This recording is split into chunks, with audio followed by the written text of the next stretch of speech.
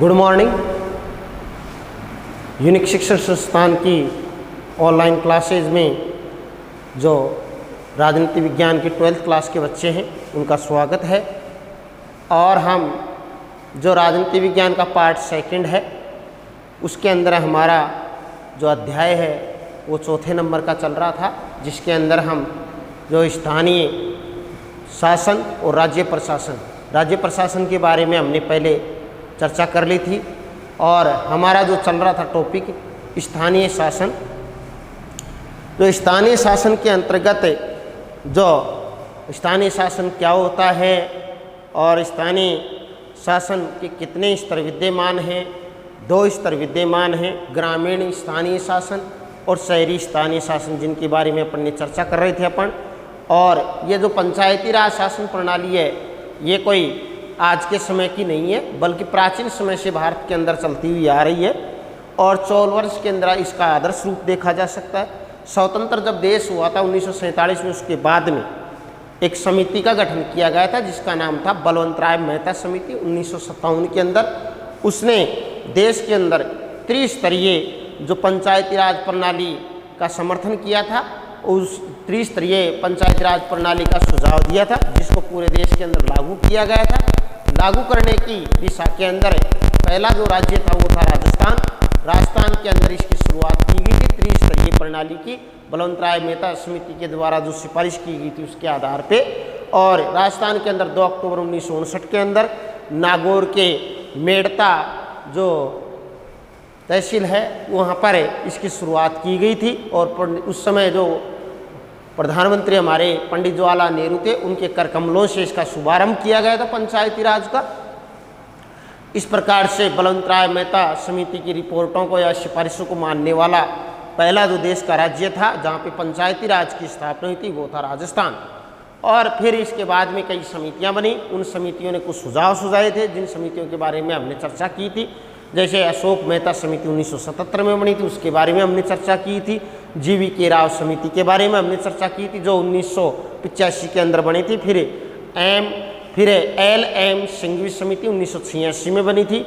फिर PK थंगुन समिति ये 1988 के अंदर ये समिति बनी थी। इन समितियों ने सिफारिश की और उसकी पंचायती राज संस्थाओं में कुछ सुधार किए जाएँ। इनके सुधारों को कुछ को माना भी गया। तो इस प्रकार से जो इन समितियों के सुझाव हमने चर्चा की थी। और फिर उसके बाद में हमारा अगला बिंदु आता है, आज का जो हमारा टॉपिक रहेगा 73वां संविधान संशोधन अधिनियम।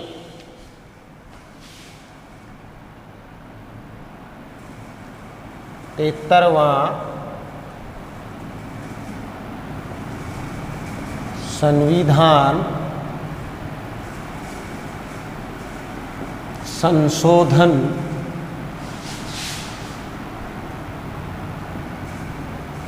अधिनियम। 73वां संविधान संशोधन अधिनियम, इसके बारे में अपन चर्चा करेंगे। ये पंचायती राज से संबंधित है, गांव के प्रशासन से संबंधित है। तो इसके अंतर्गत 73वें संविधान संशोधन अधिनियम 1992 की बात है। 1992 में संसद के द्वारा पारित किया गया था और जो हमारे देश के अंदर प्रभाव में आया था यह आया था 24 अप्रैल 1993 को प्रभाव में आया। तो इसी कारण से 24 अप्रैल को पंचायती राज दिवस मनाया जाता है। इस अधिनियम के लिए सबसे पहले एक प्रवर समिति बनाई गई और उस प्रवर समिति के जो अध्यक्ष थे राजस्थान से सांसद थे, उनका नाम था श्री नाथूराम मिर्धा। क्या नाम था? राजस्थान से सांसद थे वो, राजस्थान से सांसद चुनकर के गए थे। इस प्रवर समिति का जो 73वें संवैधानिक संशोधन 1992 के अंतर्गत पंचायती राज संस्थाओं को सशक्त और मजबूत बनाने के लिए जो अधिनियम लाया गया था, उनको संवैधानिक दर्जा प्रदान किया गया था। इस प्रवर समिति के अध्यक्ष थे नाथूराम मिर्धा। और इस कारण से देश के अंदर ये 24 अप्रैल 1993 को 92 के अंदर संसद के द्वारा लाया गया था, 93 के अंदर इस देश के अंदर लागू हो गया था। कब? 1993 के अंदर 24 अप्रैल को। इसी कारण से 24 अप्रैल को पंचायती राज दिवस के तौर पे मनाया जाता है। तो बात आती है यहाँ पे पंचायती राज दिवस कब मनाया जाता है, कौन सा अधिनियम था। 73वां संवैधानिक संशोधन अधिनियम 1992 संसद के द्वारा प्रस्तुत किया गया था, इसको बोला जाता है 73वां संवैधानिक संशोधन अधिनियम 1992। देश के अंदर कब लागू हुआ था, 1993 में 24 अप्रैल को। इस कारण से 24 अप्रैल को पंचायती राज दिवस मनाया जाता है। इस 73वें संवैधानिक संशोधन की कुछ प्रमुख विशेषताएं जिनकी हम आगे चर्चा करेंगे। तो सबसे पहले इसकी पृष्ठभूमि के तौर पे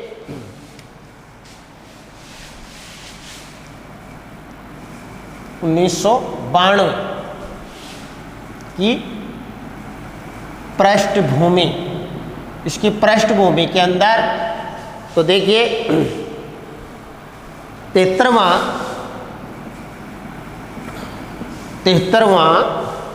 संविधान संशोधन अधिनियम, 73वां संविधान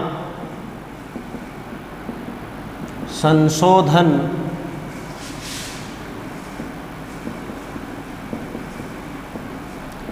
अधिनियम, 73वां संविधान संशोधन अधिनियम 1992 में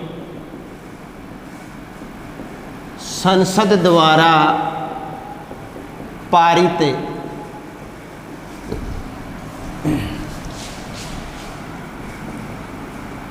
किया गया।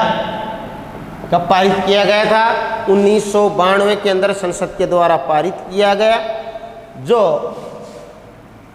24 अप्रैल 1993, जो 24 अप्रैल 1993 को प्रभाव में आया। फिर इसके बाद में आता है इस अधिनियम के लिए, इस अधिनियम के लिए एक समिति बनाई गई थी। इस अधिनियम के लिए एक समिति थी, उस समिति का नाम था संयुक्त परवर समिति। इस अधिनियम के लिए संयुक्त परवर समिति, समिति का नाम था संयुक्त परवर समिति थी, जिसके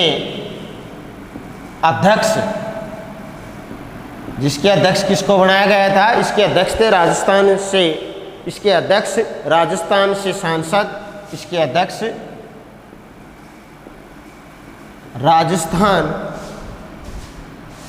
राजस्थान से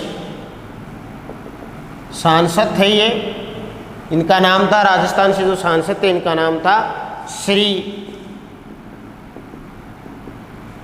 नाथूराम मिर्दा, श्री नाथूराम मिर्दा इनका नाम था, श्री नाथूराम मिर्दा। इस कारण से देखो 24 अप्रैल को, इस कारण जैसे 24 अप्रैल को लागू हुआ था ना पूरे देश में, तो इस कारण से 24 अप्रैल को पंचायती राज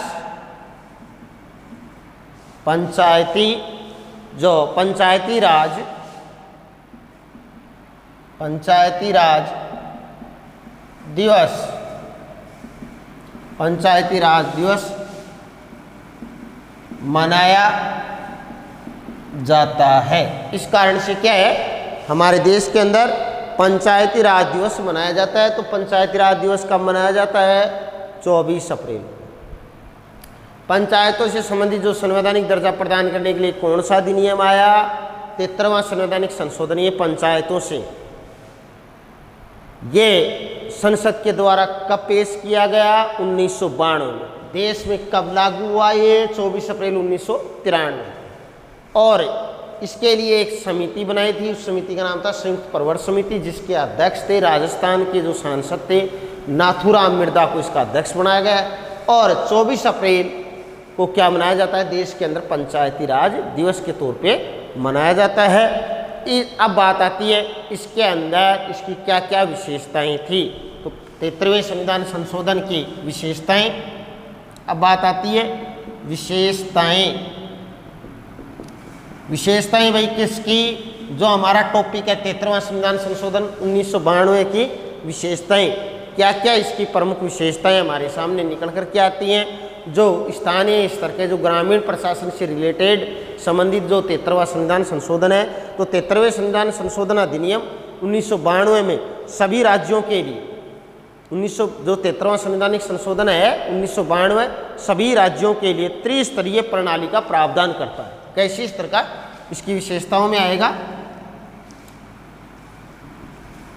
73वां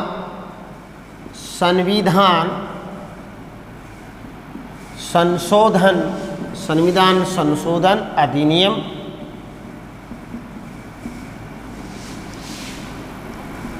सभी राज्यों के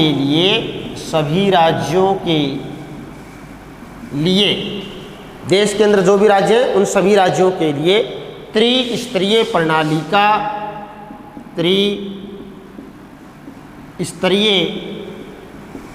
प्रणाली कितने स्तर की, 3 स्तर होंगे। गांव के जो ग्रामीण प्रशासन है या पंचायती राज है उसके कितने स्तर रहेंगे, 3 त्रिस्तरीय प्रणाली का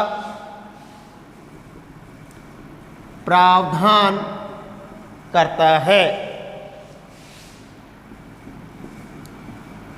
कैसा प्रावधान करता है भाई, 3 स्तर की प्रणाली का प्रावधान करता है। और इसी के अनुरूप हम जिस राज्य के अंदर रहते हैं राजस्थान में, इसी के अनुरूप राजस्थान में भी पंचायती राज का ढांचा स्वीकार किया गया है या अपनाया गया है, तो इसी के अनुरूप प्रावधान करता है। इसी के अनुरूप राजस्थान में, इसी के अनुरूप जो है राजस्थान में ढांचे को अपनाया गया है। कौन से ढांचे को अपनाया गया है भाई, राजस्थान के अंदर त्रिस्तरीय ढांचे को। राजस्थान में कौन से स्तर को, त्रिस्तरीय ढांचे को राजस्थान के अंदर अपनाया गया है। जो 3 स्तरीय प्रणाली जो 1992 का जो अधिनियम था 73वां संवैधानिक संशोधन के माध्यम से त्रिस्तरीय व्यवस्था को रखा गया है। और ये 3 स्तर कौन कौन से हैं इनके बारे में अपन चर्चा करेंगे। ये अपनाया गया है, यह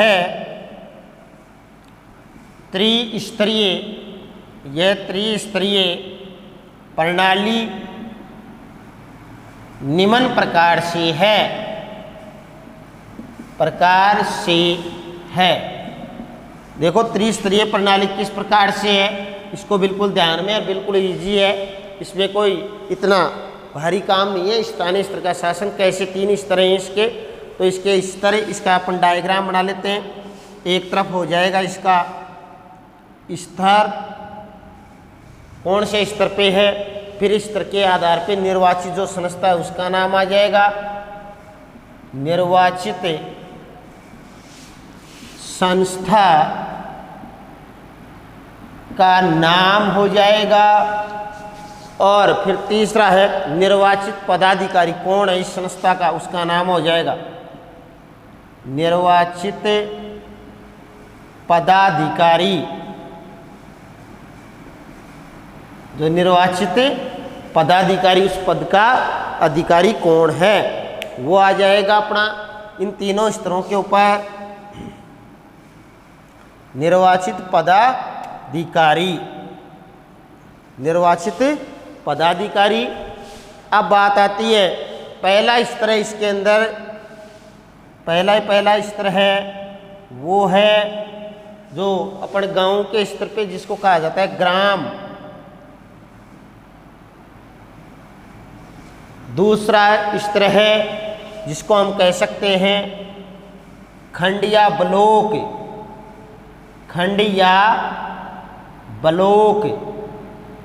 ब्लॉक स्तर होता है। तीसरा स्तर है इसका जिला।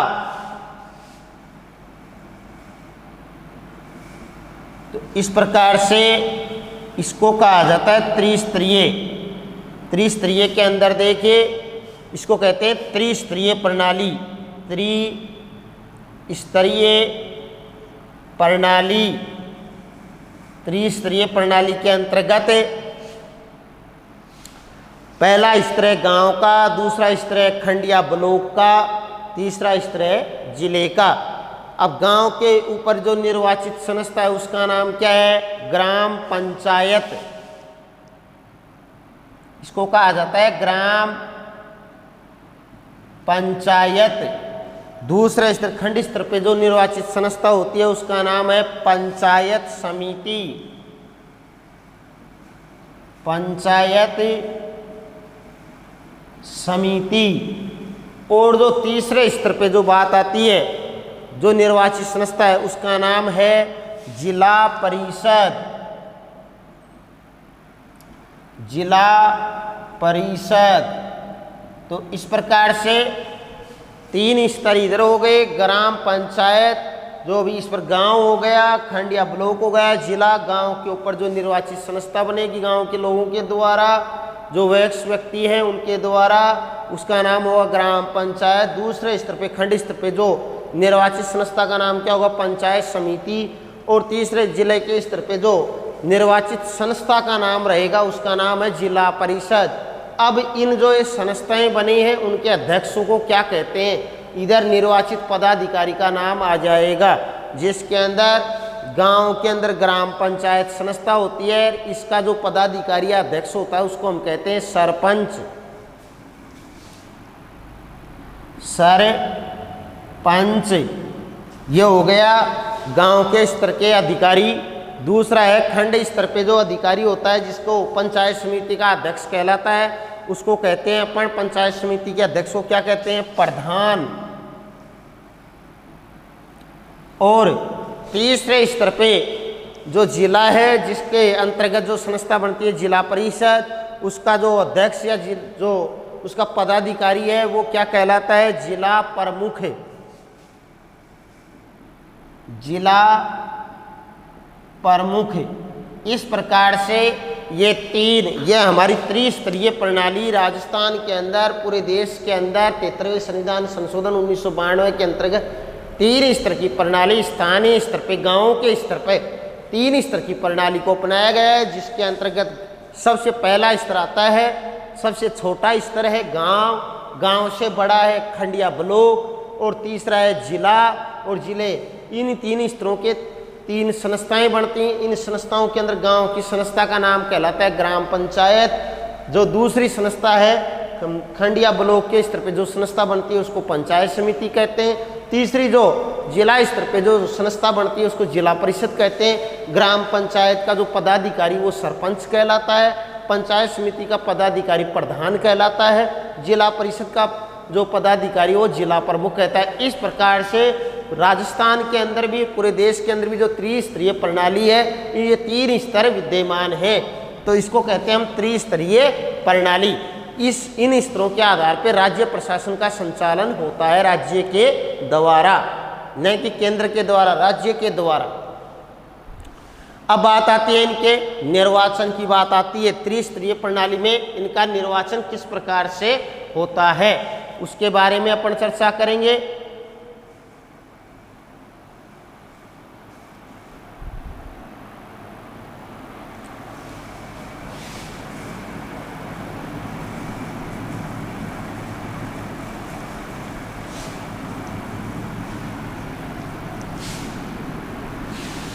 कि इनके अंदर जो 73वें संविधान संशोधन अधिनियम के अंदर जो 3 स्तर रखे गए हैं, इन 3 स्तरों के अंदर जो निर्वाचन प्रणाली है, निर्वाचन है, वो किस प्रकार से कैसे होता है इसके बारे में अपने चर्चा करेंगे।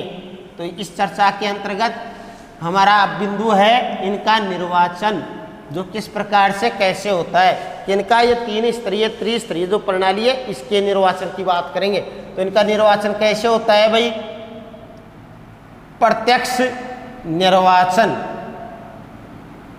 कौन से निर्वाचन को अपनाया गया है? प्रत्यक्ष। प्रत्यक्ष का मतलब होती है जो जनता है, जो व्यक्ति है जिनका मतदाता सूची में नाम है, जिन्होंने 18 साल की उम्र या 18 साल से अधिक कितने भी उम्र का हो, वो प्रत्यक्ष रूप से इनका निर्वाचन करते हैं। किनका? जो ये 3 जो स्तर हैं, इन तीनों स्तरों के अंदर जो 3 संस्थाएं बनती हैं, इनका प्लस इनके पदाधिकारियों का किस प्रकार से करते हैं, प्रत्यक्ष रूप से निर्वाचन होता है। ग्राम स्तर पे जो निर्वाचन होता है उसके अंतर्गत वार्ड पंच और सरपंच प्रत्यक्ष निर्वाचन। कौन से निर्वाचन को ये ध्यान में रखना है, प्रत्यक्ष वो होता है जनता सीधे तौर पे अपने वोट के माध्यम से निर्वाचित करती है, उसको कहते हैं प्रत्यक्ष।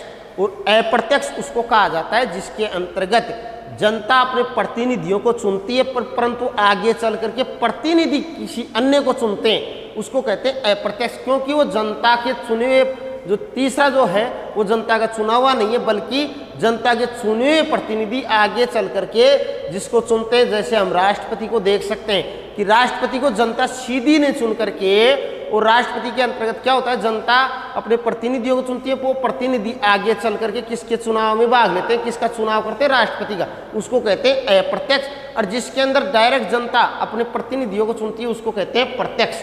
तो प्रत्यक्ष के अंतर्गत देखो हम गांव के स्तर पे देखते हैं, सबसे पहले ग्राम स्तर पर, ग्राम स्तर पे अपना आए दिन जैसे ही वोट होते हैं हम देखते हैं गांव के स्तर पे वार्ड पंच का जो चुनाव होता है। कौन चुनाव, उस वार्ड के अंदर जो रहने वाले जो व्यक्ति हैं जिनकी उम्र 18 साल से ज़्यादा है, जो अपना वोट के माध्यम से वार्ड पंच का क्या करते हैं, चुनाव करते हैं। साथ ही साथ में गांव के सरपंच का भी चुनाव कौन करती है, जो गांव के जो व्यक्ति मतदाता हैं वो अपने मत के द्वारा गांव के सरपंच का डायरेक्ट चुनाव करते हैं, तो इसको कहते हैं प्रत्यक्ष। तो ग्राम स्तर के ऊपर देखो वार्ड पंच व सरपंच, वार्ड पंच व सरपंच, इनका चुनाव कैसे, गांव के स्तर पे इनका चुनाव प्रत्यक्ष रूप से किया जाता है। वार्ड पंच का अपन वोट दे करके करते हैं, प्लस सरपंच को भी अपन सीधे वोट दे करके इसका वार्ड पंच और सरपंच का अपन चुनाव करते हैं। ये हम आए दिन हम देखते हैं। फिर हम कहते हैं दूसरा स्तर है ग्राम स्तर के बाद में खंड स्तर। खंड स्तर पे देखो, खंड स्तर के ऊपर अपन ने चर्चा की थी। जो खंड स्तर पे होती है, कौन सी संस्था का नाम, पंचायत समिति, और उसका प्रधान क्या है, उसका जो मुखिया है वो क्या कहलाता है, प्रधान कहलाता है। पंचायत समिति का मुखिया या अध्यक्ष कौन कहलाता है, प्रधान कहलाता है। उसका भी हम किस प्रकार से, उसका भी हम प्रत्यक्ष रूप से जनता ही चुनाव करती है, तो इसको कहते हैं। तो खंड स्तर पर मंडल सदस्य, इनको कहा जाता है मंडल सदस्य, मंडल सदस्य। परंतु देखो यहाँ पर तो जो अध्यक्ष है ना, इसको डायरेक्ट जनता कौन चुनाव कर रही है, जनता चुनाव करती है। परंतु यहाँ पर जो इसका पदाधिकारी होता है, जो खंड स्तर पे पदाधिकारी कौन होता है भाई, प्रधान। प्रधान को डायरेक्ट जनता नहीं चुनती है। अभी मैं बताऊंगा आपको प्रधान को कौन, प्रधान का चुनाव कौन करता है, जो मंडल स्तर पे जो सदस्य जिनको जनता चुन करके भेजती है, मंडल स्तर पे जो मंडल सदस्य कहलाते हैं। तो वो सदस्य आगे चल करके जब पहुंचते हैं वहां पर, तो वो सदस्य क्या करते हैं, अपने में से ही, खुद में से ही किसी एक व्यक्ति को प्रधान के तौर पे चुन लेते हैं।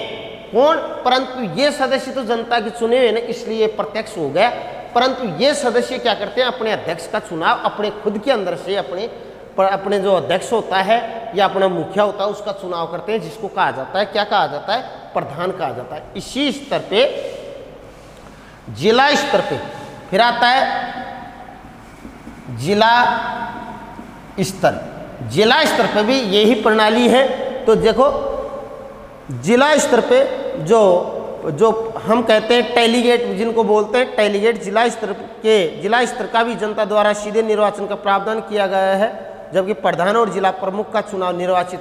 तो इसके अंदर भी जिला स्तर पे भी जो डेलीगेट होते हैं, जिनको अपन डेलीगेट कहते हैं, डेलीगेट, जिसको हम कई बार डेलीगेट के नाम से जानते हैं, इनका चुनाव कौन करता है, जनता। जनता के अंदर जो व्यक्ति हैं, जो वयस्क हैं, वो इनका चुनाव करते हैं। जो 18 साल से अबाउ है, जिनका मतदाता सूची में नाम है, वो इन डेलीगेटों का, जैसे वार्ड पंचों का चुनाव होता है, इसी प्रकार से मंडल सदस्यों का भी जनता, वहाँ के जो मतदाता हैं वो चुनाव करते हैं डेलीगेटों का। फिर ये जो सदस्य होते हैं जिला परिषद के सदस्य, इसको हम ये भी कह सकते हैं जिला परिषद सदस्य। जिला डेलीगेटों को जिला परिषद सदस्य ये भी बोल सकते हैं। ये जिला परिषद जो सदस्य होते हैं, जिला परिषदों के अंदर जो सदस्य चुन के जाते हैं, इनका भी एक मुखिया होता है या इनका भी एक अध्यक्ष होता है। इस अध्यक्ष को हम क्या कहते हैं? जिला प्रमुख कहते हैं। जैसे यहाँ प्रधान है, इसी प्रकार से इसको क्या कहा जाता है? जिला प्रमुख। क्या कहा जाता है भाई इसको? जिला। अब जिला प्रमुख जो अपना अध्यक्ष, जिला प्रमुख इसका जो पंचायत समिति जो इसका जिला परिषद का प्रधान होता है उसको, या जिला परिषद का अध्यक्ष होता है उसको जिला प्रमुख कहते हैं। उस जिला प्रमुख का चुनाव कौन करता है? जो जिला परिषद के सदस्य हैं वो अपने खुद के अंदर से किसी एक व्यक्ति को जिला प्रमुख के तौर पे चुन लेते हैं। कौन? जिला परिषद के सदस्य अपने में से क्या करते हैं? जिला प्रमुख का चुनाव कर लेते हैं, और मंडल सदस्य क्या करते हैं? अपने में से ही प्रधान का चुनाव कर लेते हैं।